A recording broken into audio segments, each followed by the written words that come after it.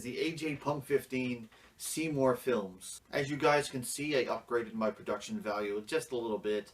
I figured why not get myself out of a room cluttered with things and just try to make it upgraded a little bit and bring some value and just something more, something that breaks me away from everyone else, and try to be a little bit more original in my own way, more professional, and just me. As you can see, I just put a few trinkets out on my table just to go along with what I enjoy. Obviously, I'm a huge fan of The Walking Dead. I love Batman and I love Superman. I love superhero movies, so I put those out. And over the rest of the course of the show, I will be swapping out posters in my background as the new releases come, and as whatever I see fit to put up there in the background will be a backdrop. But for now, I'm going to talk to you and review this movie I just watched on Netflix called Hush. Hush was a film I knew very little about. I knew it premiered at South by Southwest and it had a little bit of a buzz going. Little did I know that just a few weeks later it would premiere on Netflix. Netflix did not promote this movie at all. I did not hear about this movie coming to Netflix at all. I didn't even know they had the rights to it. And then I just went on last night. Lo and behold, here was Hush on Netflix, ready to watch. Basically, Hush centers around a girl who is mute and deaf, living by herself in a small house in the middle of nowhere, out in the woods somewhere.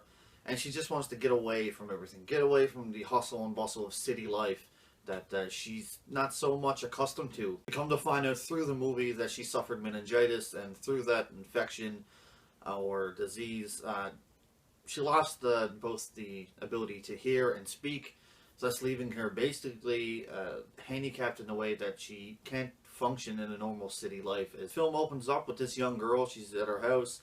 We see her friend there, they're joking, they're carrying on, they're talking about her past boyfriend and how he should be probably left in the past. And we then see her friend leave, and she goes about her daily routine of cooking herself supper. While she's cooking the dinner, her friend is running up to the door. She's panicking, she's bleeding, she's banging on the glass, she's screaming, she wants her to help, but this character cannot help. Maddie, the main character of the film, played by Katie Siegel, was basically helpless. She could not help her friend because she could not hear her friend banging on that glass door.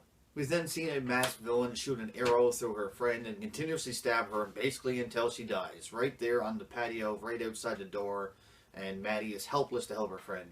That's all the spoilers I'm going to talk about in this film itself. It's just the opening setup scene to get to the villain. It's very secluded. You know, you feel like while you're watching the film, you're there in the woods with her. Director Mike Flanagan did an absolute amazing job crafting this movie in the way that it's just filmed in this one aspect of a house, and the way that he uses the rooms and the windows, of how the killer can just walk around each window and just mess with this victim is absolutely phenomenal. I think he did a really great job capturing the small house that it was and utilizing the small space that it was in order to capture some very intense and suspenseful moments of this film. John Gallagher Jr. plays the killer or villain in this film. It's absolutely awesome. Some of the stuff that he does is actually really, really cool. The ending of this film, oh my god, the ending of this film results in a bathtub is absolutely amazing. It's something you just need to see for yourself. The whole ending and climax of this movie is absolutely amazing.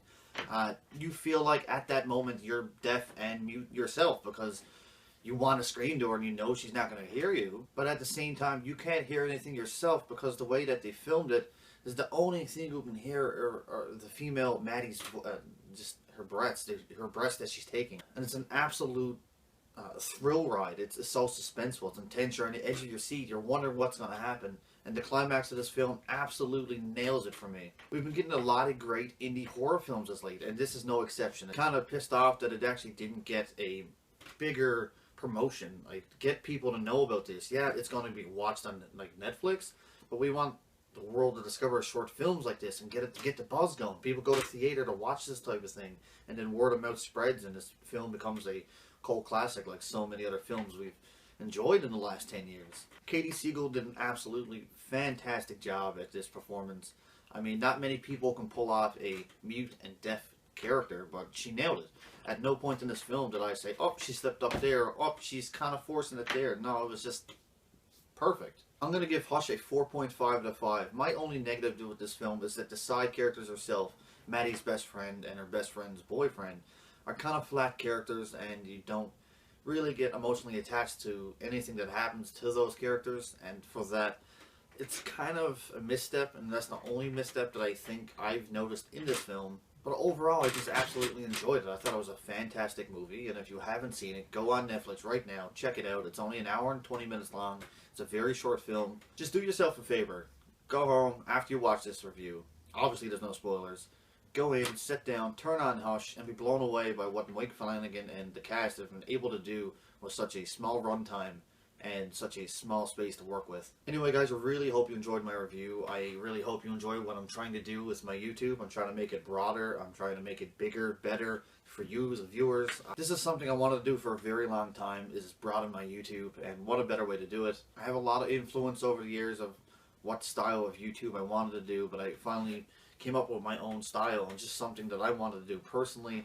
I think it looks more professional, and now if I want to have a special guest, I can have a special guest. I can have two special guests if I want to.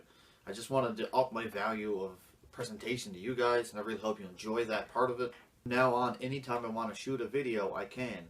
There's no time restraint. If I want to take 10 or 20 minutes out of my day to come out and shoot a video for you guys, I can. So that means more videos for my viewers, my subscribers. There's more videos for you, more content for you to watch, and just hope you enjoy what I'm trying to do. I have to give a huge shout out to my dad who helped me build this little studio thing that I have going. And over the course of the next couple of weeks, we will expand on this. Obviously, it takes money and time. So I'm going to do it slowly over the next course of a couple of weeks. By the summer, I'm hoping to have this full-fledged studio up and running and ready to go for all you viewers to watch and enjoy. So please, if you do like this video and you do like what I'm doing, give this video a thumbs up, subscribe even. Share the video, tell people what I'm doing, trying to make this better YouTube community. Maybe I can get some guests to come in, some guest fellow YouTubers. And as always, guys, take care and stay frosty.